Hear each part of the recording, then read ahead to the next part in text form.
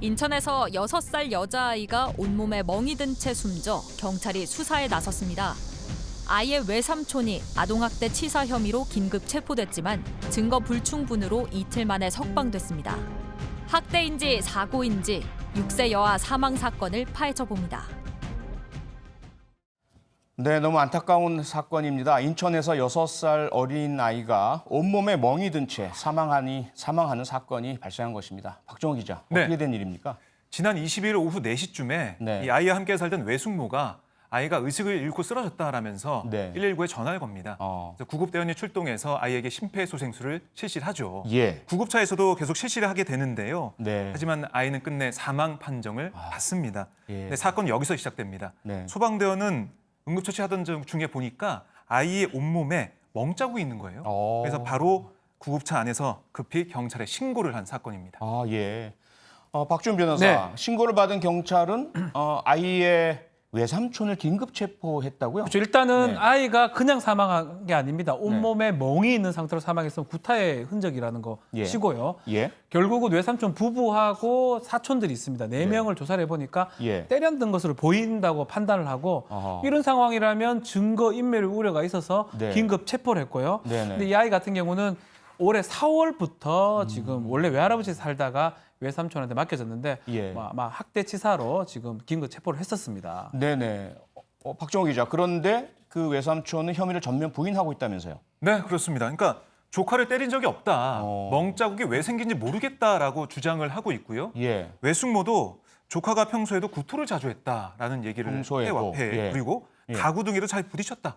그러니까 멍 자국이 생긴 이유를 모르겠지만 가구에 부딪혔다 이런 얘기를 하면서 멍이 가구에 부딪혀 생긴 게 아니냐 뭐 이런 식의 그런 추정할 수 있는 그런 진술을 했습니다. 그런 멍이라면 사실 구급대원 119 대원들도 전문가들이거든요. 구별 갑니다. 구별이 가능하지 않습니까? 충분히 구별 가죠. 그렇다면 외삼촌의 진술이 그렇다면 함께 사는 외숙모 또 사촌들 다른 진술은 없었나요? 일단은 아이의 친모가 있잖아요. 친모의 진술을 경찰이 확보했는데 친모 역시 외삼촌 자기 신뢰한다, 부부를 신뢰한다. 가족이니까. 아이가 밝았다 통화해 보면 그리고 아이의 사회성을 기르기 위해서 보낸 거지 문제는 없을 것 같다라고 지금 진술을 한 것입니다.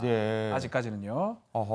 그렇다면 학대인지 아닌지 판단하려면 이 사망한 아이의 정확한 사인 규명이 무엇보다 필요할 것 같은데요. 네, 그래서 국가수가 부검을 했습니다. 했습니까? 네, 그 결과 어떻게 나왔냐면 사인을 알 수 없다라고 1차 구두성을 냈는데 그러면서도 외력에 의해 멍자국이 생겼을 수도 있다 또라고 얘기를 했어요. 그러니까 외력에 의한 멍자국이 생긴 가능성을 배제할 수 없다고 했거든요.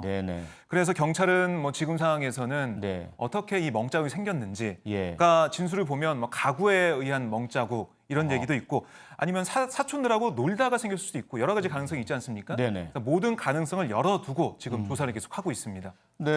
사실 박준 변호사도 이런 사건 많이 보셨겠지만 어린이의 몸에 난 상처 이것이 왜 났는지가 입증되지 않으면 부검대위의 법의학자가 정확한 사인 규명하기가 대단히 어렵잖아요. 어떤 외상이 분명하다든지 또는 목졸린 흔적이 있다든지 질식의 소견이 있다든지 이렇지 않는 한은 작은 아이의 몸이다 보니까 그렇기 때문에 지금 경찰도 긴급체포 기간 내에 증거 확보를 못하니까 석방한 거 아닙니까? 석방됐어요. 긴급체포 후 48시간 이내에 구속영장을 청구를 해야 되는데 지금 국가수 자료도 마찬가지고요. 구체적인 증거를 지금 확보하지 못해서 특히 사인을 명백하게 규명하지 못했기 때문에 일단 증거 확보가 되지 않았다고 판단하고 구속영장을 신청 청구를 하지 않았습니다. 그렇다면 당연히 석방이 되는 거고요. 지금은 석방이 된 상태입니다. 자, 그렇다면 가장 중요한 것이 부검으로도 명확한 사인 규명이 안 됩니다. CCTV 당연히 없겠죠. 또 제3의 목격자가 진술해 줄 사람 없겠죠. 그러면 어떻게 수사를 해서 이 사인을 규명을 하고 아동학대 치사에 대한 혐의를 밝힐 수 있을지 대단히 어려운 상황 같은데요. 쉽진 않은데 다 분리를 해야 될 것 같아요. 부부를 분리신문을 하고 또 아이들도 좀 사촌들도 분리를 해서 어떠한 일이 일어났는지 정말 구타나 학대나 폭행이 반복됐는지 정말 장난 같은 게 많았는지 결국은 진술밖에는 지금은 진술밖에 없습니다. 안타까운 상황인 것 같습니다. 6살 어린아이가 온몸이 멍투성이가 된 채 사망한 안타까운 사건입니다. 죽음의 이유가 정확히 밝혀져야겠습니다.